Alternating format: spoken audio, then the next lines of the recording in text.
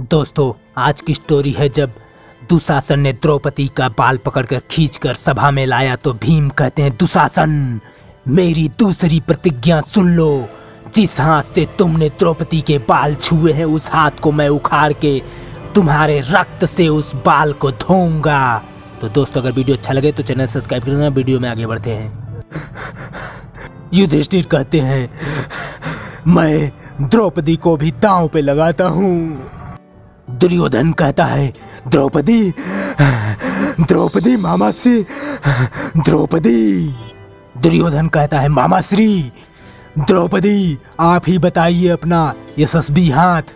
शकुनी कहता है, हाँ भांजे। दुर्योधन कहता है, मामाश्री हाथ में आया हुआ हीरा वापस नहीं जाना चाहिए। शकुनी कहता है, अवश्य अवश्य मिलेगा भांजे, अवश्य। दुर्योधन कहता है, मामाश्री 12। दुर्योधन कहता है, मामाश्री हम द्रौपदी को भी जीत गए। दुर्योधन कहता है, जाओ प्रतिहारी हमारे समक्ष द्रौपदी को उपस्थित होने का आदेश दो। प्रतिहारी कहता है, जो आज्ञा महाराज। द्रौपदी कहती है, मुझे द्युत सभा में उपस्थित होने का आदेश? क्या वो भूल गए हैं मैं पांडवों की पत्नी हूँ? मुझे आदेश देने का अधिकार केवल मेरे पतियों को है और किसी को नहीं। प्रतिहारी कहता है, क्षमा करें महारानी, इस समय आप हारी हुई द्वित में एक केवल दासी हैं और इसलिए आपको जीतने वाले के हवाले किया जाएगा। द्रौपदी कहती है, प्रतिहारी मैं कोई निर्जीव वस्तु नहीं हूँ कि जो मेरे पति बदलते रहें। मैं एक स्त्री हूँ, स्त्री, धन नहीं। और फिर धर्मराज ने मुझे दांव पर लगाया ही क्यों? प्रतिहारी कहता है, ओ इसलिए कि वो अपना सारा धन, सारी संपत्ति, सारी सेना और अपने चारों अनुजों को हारने के बाद अपने आप को भी दांव पर लगा दिया था। द्रौपदी कहती है, क्या 5 भाई दांव पर लग गए और उन्होंने मुझे भी दांव पर लगा दिया? ये द्यूत हो रहा था या युद्ध? द्रौपदी कहती है, प्रतिहारी जाओ युवराज दुर्योधन से कहो कि मैं नहीं आ सकती। दुर्योधन कहता है, नहीं आ सकती? एक दासी की इतनी हिम्मत? शकुनी कहता है, तनी धीरज रखो भांजे, तनी धीरज रखो। हाँ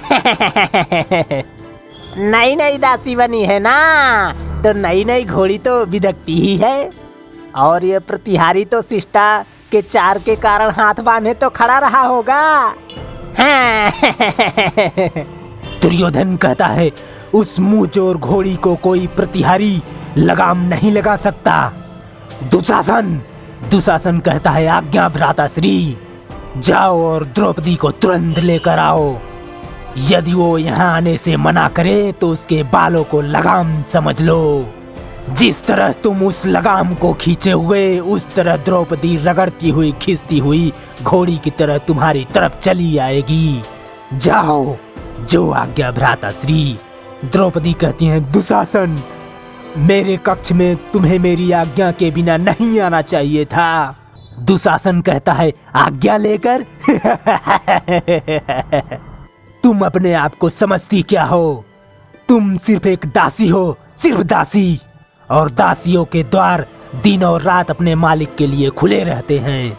मालिक जब चाहे अपनी इच्छा से बिना आज्ञा लिए आ सकते हैं, समझी?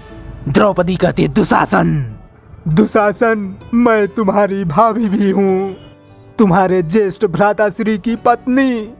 तुम तो मेरे छोटे देवर हो और तुम्हारे लिए मैं माता समान हूँ। दुशासन कहता है, माता समान? तुम हमारे लिए सिर्फ एक दासी हो और कुछ भी नहीं। द्रौपदी कहती है, इतना अनादर, इतना अपमान। दुशासन कहता है, जो दूसरे को सम्मान नहीं देते उनके भाग्य में अपमान ही होता है, अनादर ही होता है। तुमने भी किसी का अपमान दूसरे के सामने किया है और आज तुम्हारा अपमान भरी सभा में सबके सामने होगा। द्रौपदी कहती है, दुशासन छोड़ो मेरा हाथ, छोड़ो मेरा हाथ। दुशासन कहता है, चल चल। दुशासन कहता है, तब तू ऐसे नहीं मानेगी। बहुत छका रही थी, बहुत गुमान है तुझे अपने आप पर। अब तेरा यह लगाम मेरे हाथों में है, देखता हूँ तू कैसे भागती है। तो दोस्तों अब तक का वीडियो आपको कैसा लगा, ठीक ठाक लगा हो तो भैया प्लीज चैनल सब्सक्राइब कर देना, वीडियो को लाइक शेयर भी कर देना। वीडियो देखने के लिए धन्यवाद, थैंक यू, जय हिंद।